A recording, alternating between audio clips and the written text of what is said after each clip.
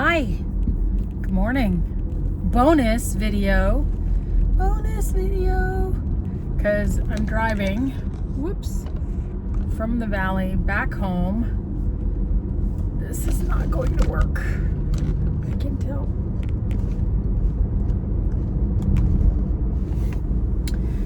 I ordered a phone holder that's not as intense as the gimbal to go with the new suction cup thing, and it should get to my place sometime tomorrow. So come the regular Tuesday video, we shall see if it solves the vibration problem or if it's just gonna flop you guys around again. We'll just see. I hope you're doing well. I hope you're having a good day. Today is May 1st. We have what is called May Gray in Los Angeles. And what that means is that it won't be sunny and beautiful until 1 or 2 o'clock today. And this pretty much lasts the entire month of May. It did start about a week and a half ago in April, but they don't have a cute rhyme for that. And then it does extend into June, which they call June gloom. And it's kind of a bummer. Okay, this camera holder is not my friend right now.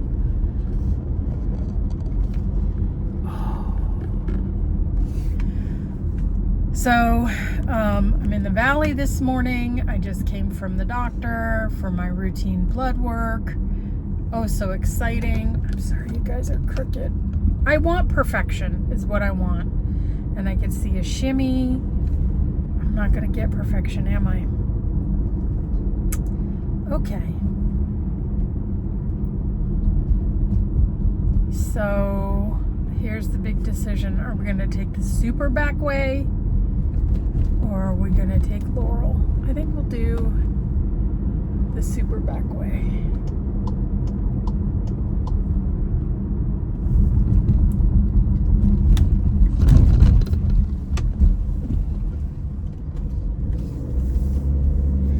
Not that you can see it because I don't at the moment have the ability to edit and flip the camera around and do all that jazz. You can see the road.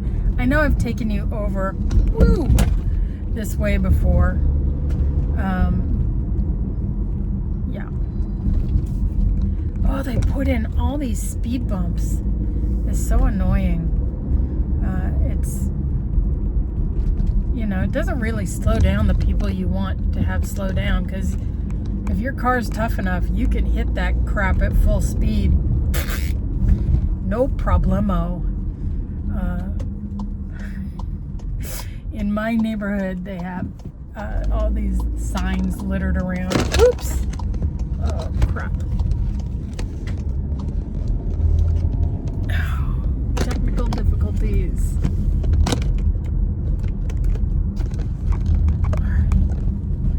They have these signs all over the neighborhood that say things like, drive like your kids live here. And it tickles me because these people are making a lot of assumptions about who I am as a parent.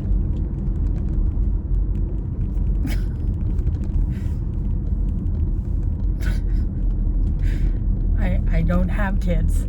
And that was the wise choice for me and for my kids, because I can be,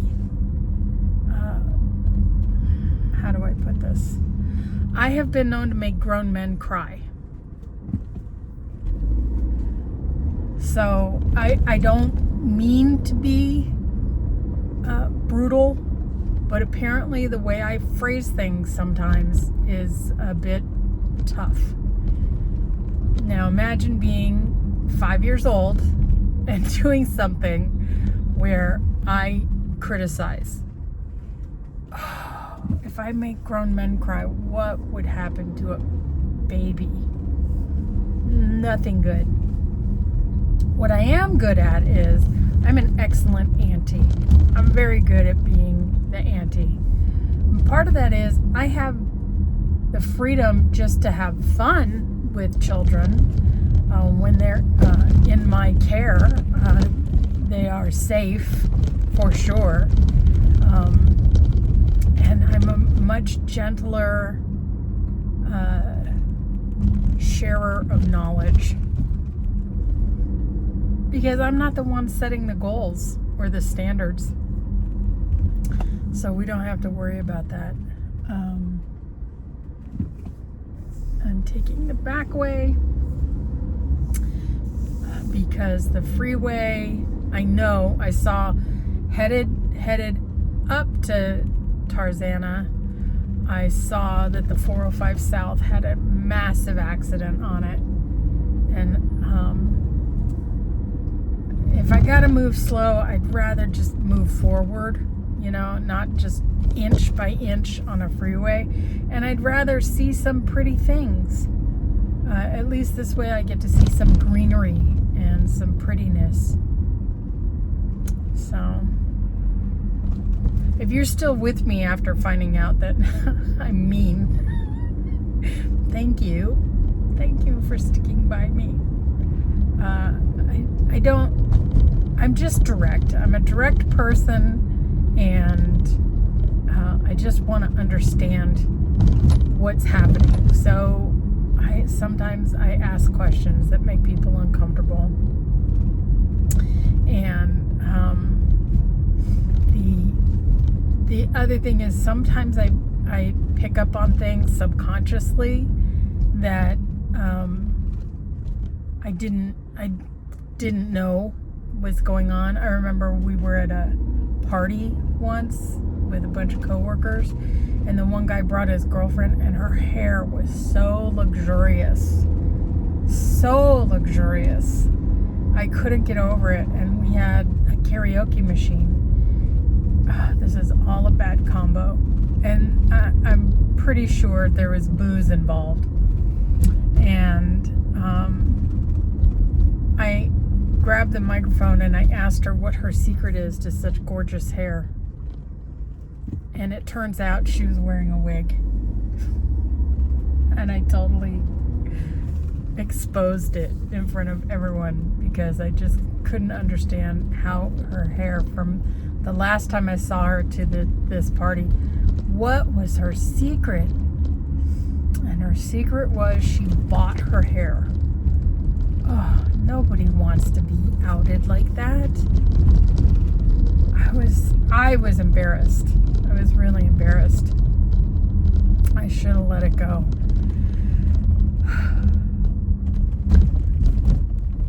But I did not.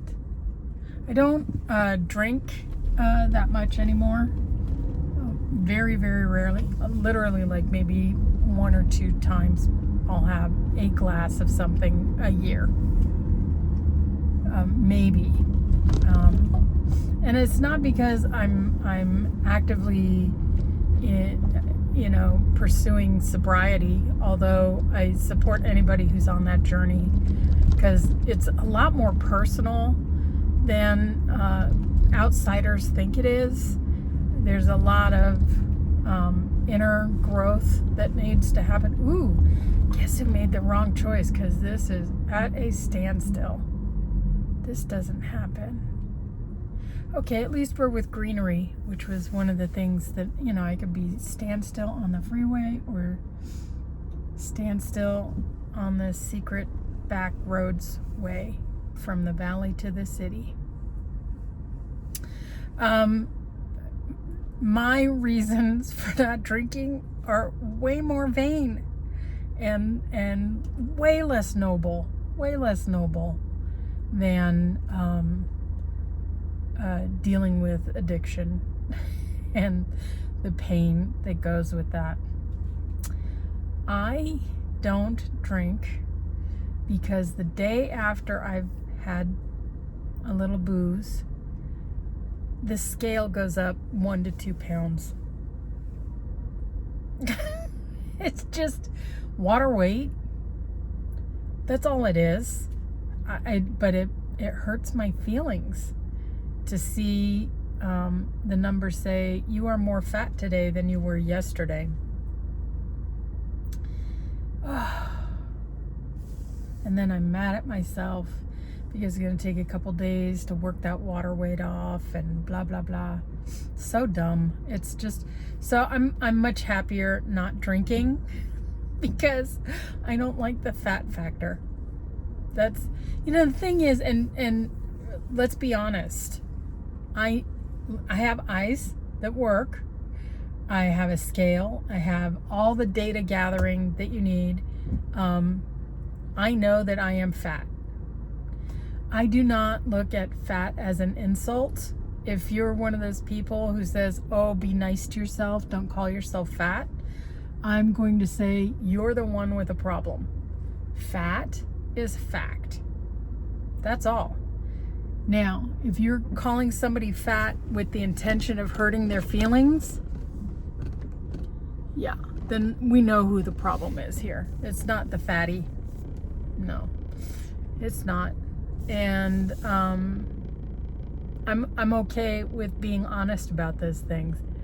There's a lot about being this big that feels out of control. It feels like you're not in charge, that your body is not your friend, and food is the enemy. There is a lot to unpack there. And I spent 10 years in therapy for a generalized eating disorder because I did not have a good relationship with food. This was all bad times in my brain about food. Whoop, bloop, bloop.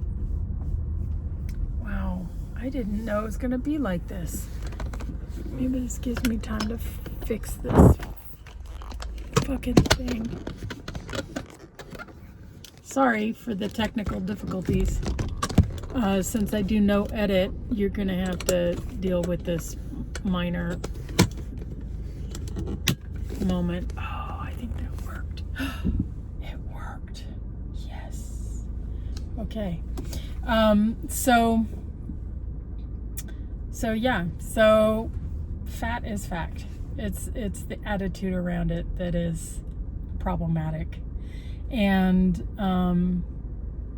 I just don't worry about that part.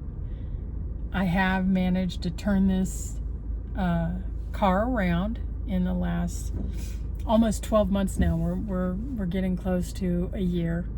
I at one point weighed 370 pounds, and then I lost 110, and then I just plateaued for about 4 or 5 years. Just I couldn't move the needle. There was a lot going on. Part of it was I lost my dad, and then we had COVID, and then the pressure of all of that. There's a lot of grief to work through, a lot of unexpected crap. I mean, you were there. You did the pandemic. If you're old enough to know how to turn on YouTube and watch a video, you're old enough to know that the pandemic was a lot of not fun. And I didn't realize how intensely it impacted me until, who is calling me? Oh, well, too late. You had your chance. I took myself to breakfast. I called my friend, but her phone was off, and took myself to breakfast because I had to be fasted when I went to go get my blood test. And I've done this before where I fast and then I go to the doctor and then I come all the way home, and it's not comfortable. So I took myself to breakfast. Yeah. So last July I was diagnosed with diabetes. Oh God, it's not fun. It was very, very, very scary. I was very intimidated. I didn't have insurance. I mean, it was an ordeal. And I found a doctor I went to my friend's doctor, and I love him and I love his staff, and they take good care of me. And in the short term, they managed to find a place where I could get Mounjaro for $500 a month. And so I was on Mounjaro from August until January, when I finally had insurance. Insurance said, oh, hell no, we're not paying for that. So no Mounjaro. And I went on a series of other medications. The kindest way I know how to describe it is Ozempic gave me thunderpants. There was a lot of rush into the bathroom and not making it on time. And, you know, most people talk about the side effect being nausea. And yeah, that was not my side effect. Then we tried another medication, not any better. And when you come off of a GLP1 agonist, the average patient regains about 15 pounds. And I was definitely one of those people. So I had lost 40 pounds, but then regained about half of that back. And it was very depressing. Not the experience I was signing up for. I worked so hard. But since then, I hit a peak of regain. And then I've recalibrated how I approach what I'm eating and what supplements I'm taking, because I choke down a lot of supplements about 3 times a day. And I have lost 6 pounds of the 20 that I gained back. So I feel really good about that. And at that rate, try this one on. At that rate, I'm losing about the same amount that I would have lost on Mounjaro. So it can be done. You don't need the shots. You don't need to do anything super drastic. Well, maybe what I'm doing is super drastic. I tend to be a bit of a data whore. Oh, man, do I love data. So I have an Oura ring. I have a Dexcom G7, which is I call it my robot. My friend's son doesn't understand that's a boo-boo. I'm like, no, that's my robot. and that seems to make sense to him. But between those two mechanical devices and the scale, and I use a food tracking program called LifeSum that has added like a calorie AI photo function, so I can take picture of my food and I can keep track of what's going on. I'm doing really well. I'm really satisfied with where I am with things. I don't like that shimmy. What are we gonna do about that, kids? I'm not a cameraographer, so if anybody's got suggestions on how to improve this camera mount situation, I'm open to suggestion.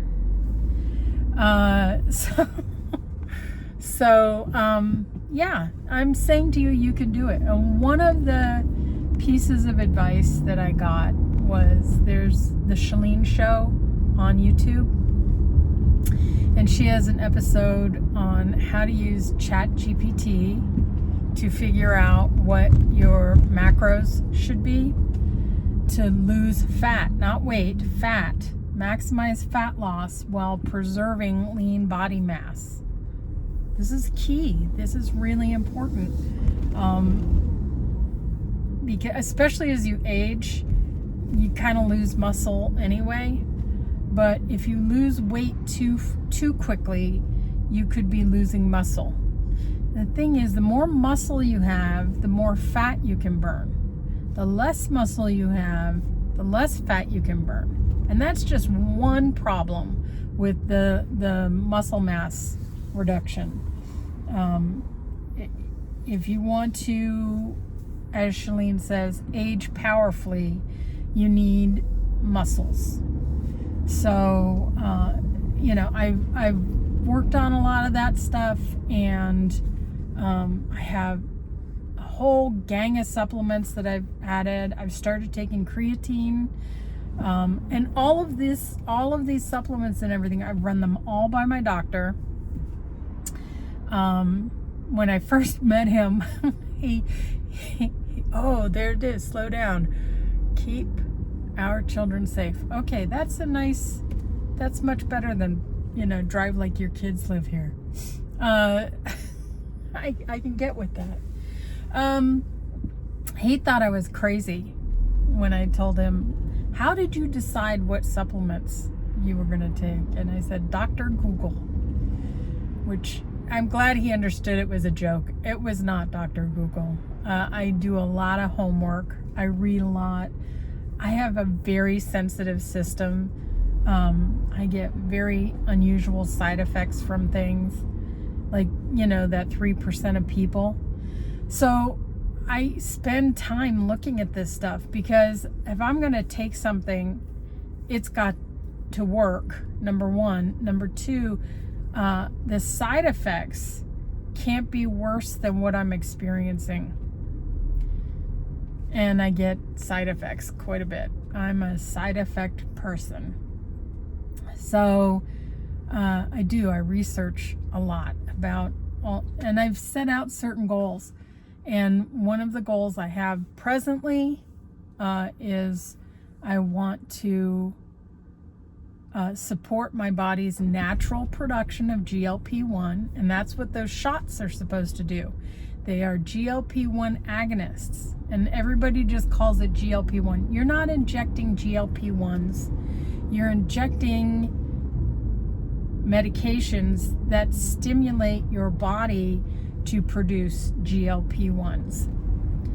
So you already have, it's already in you. It's already there in your body, your ability to GLP1 this shiz. You could do it.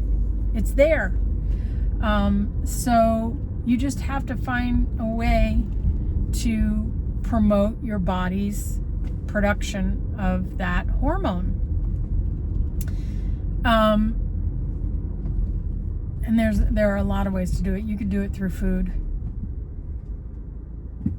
Listen, kids, you can do it through food. You can do it through supplements. I listen a lot to Thomas DeLauer, because he really breaks down the science behind a lot of this stuff in a way that sometimes I get lost. He's a bit of a fitness bro, but he was once over 300 pounds, and I believe I've heard him say that he has put his diabetes into remission. He doesn't talk about that very much, but he's very sensitive to information around insulin resistance. So he's been an incredibly good source for me for information. And I by no means take everything that he talks about. There's no way. You'd never stop choking down pills. It just, but I do select certain things and use that to tweak my system. So Shalene had the ChatGPT episode, how to figure out what macros you need to take to get every day in order to have maximum fat loss up to 2 pounds per week, not more, and maintain lean body mass. So I did my little calculations, and what I got was to lose 2 pounds of fat per week. the number was scandalously low. I was like, okay, so I made an adjustment. How about I lose 1 pound of fat per week? That's still a good number. And I tweaked it so that I increased my workouts by 1. And I got almost double the amount of calories. But since then, that's when I lost the 6 pounds. So she has the whole prompts. I had to pause a couple of times and rewind to try and get the prompt to, screen snap. She's a little quick on the draw. I don't know if she put the prompts in the description, because I watch most of my YouTube on my boob tube. I don't watch on my computer very often, so I have to follow up on descriptions on my phone or my computer if I really am intense about doing that, which I'm not very often inspired to do that.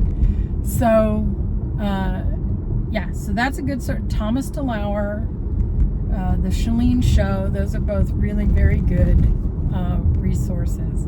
And if there's anything that I have learned in the last 10 months, 9 months of this journey, is the medication showed me what was possible, but the rest I can do on my own. Yes, I am on glucose management medication, but none of these sexy top drawer headline making drugs. And you don't have to have diabetes to figure out how to stimulate your GLP1. You don't. You can figure it out. Just if you just want to deal with fat loss, you can figure it out. And it doesn't have to be intense, and it doesn't have to involve meetings, and it doesn't have to, but you've got to figure out what works for you. And I'm not a medical person. I'm just telling you what my experience has been. My experience has been, I can succeed at this. So I hope that you feel like you can too. It's doable. It's totally doable. Yeah, I could talk about this for hours and hours. Oh, there's one of those trucks, those cyber trucks. I think they look so stupid, and I don't have any respect for that man. Oh, what a weird person he is. So anyway, yes, those are very good pieces of information. If there's I'm just going off the top of my head, if there's something in there that you want to know more about, let me know. I am writing a book about my journey, and the tools and tricks that I've used. And if that's interesting to you, please let me know, because I'm not writing that every day. I'm sort of pecking at it, nibbling at it. I'm much more focused on the screenwriting. I got to go home today. I got to do some bookkeeping.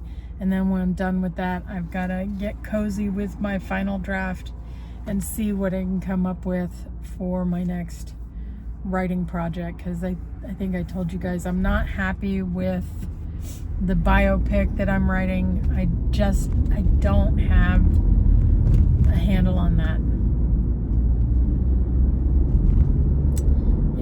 So we've hit a pause. If you haven't done this YouTube thing, you should give it a try. It's pretty amazing how much getting it out of your head helps. Whatever it is, get it out of your head. And, it doesn't matter if anybody thinks you're a goofball or not. What matters is, do you think you are a goofball? Can you respect yourself? Do you believe what you say? And are you doing stuff that help people or hurt people? If you're doing stuff that hurts people, stop. Get a hold of yourself and stop. You know, it comes back to that hurt people. Okay. All right. But I don't think that's what any of us wants to do. If you like really think back to your first days at preschool or kindergarten, all you wanted to do was make friends and have fun and color and play and do stuff that's fun, and somebody made sure you got food and shelter and shoes. Hopefully you had all those things. Yeah. And here's the truth. I can tell you, half a century on, that doesn't change. That doesn't change. You still just want to have fun. You just want to make friends. You just want to have interesting days full of exploration and learning. I hope you're learning. I always think about Brian Dennehy in Tommy Boy. When he talks about business, you're either growing or you're dying. There's no in between. And I've always thought that's true about life. Just, you're either growing or you're dying. So if you're concerned about your health, then do something that challenges you and do something that requires you to grow, because that's how you not die. You not die by regrowing worn out body parts, by regenerating and healing. The body is an amazing thing, and it wants to heal and it wants to be in good shape. So you tell the body that you agree with that by giving it good nutrition and by moving around. Those are all very important things. So yeah, you're either growing or you're dying. You're either learning or you're dying. And this doing this video thing, I'm learning a lot. I'm learning a lot about myself. I'm learning about what I'm comfortable sharing. I'm learning that I do have a handle on the knowledge that I've gained. If I'm able to articulate it, if you can articulate a thing you've learned, you really have learned it. So, yeah. I hope you're having a good time. I hope you have a really good day. I can't believe you're still here. I can't believe that I've talked this long. I'm full of caffeine, by the way. At my little brekkie breakfast, my little brekkie, as I was sitting down, I said I desperately need coffee, and the waitress kept an eye on me and it kept warming up my coffee. I probably had 3 times as much as I normally have. I always blame the caffeine. Why not? Why not? Let's blame it. Let's blame the damn caffeine. But I like it. I like caffeine. I like the F word. I like YouTube. I like you. I'm just having a good time. I hope you have a really great day. I hope you find something exciting to do, something fun. If you feel like sharing in the comments that you did something unusual or fun, or that you were inspired by something, or you have something that you think would inspire me, I'm open. I really am open to that. Oh, another Cybertruck. God, they're so ugly. Who decided that was a good-looking vehicle? Not me. Blech. So, the end. We've come to the end. I could probably keep talking for another half hour, but I'm sick of it. I'm sick of it. I don't want to anymore. I should call my friend back and tell her, haha, you missed out on brekkie. It was nice to have breakfast alone. It was good. I dated a guy once who said that going to the movies alone or having dinner alone is a form of social masturbation. I was so young, I did not understand what he meant at all about that. I get it now. I think that it's good to do things alone sometimes and to just get quiet and be with your thoughts. So you go do that. I'm going to handle Benedict Canyon right now, which is a very curvy, wurvy street. And I'll talk to you later. Okay, bye.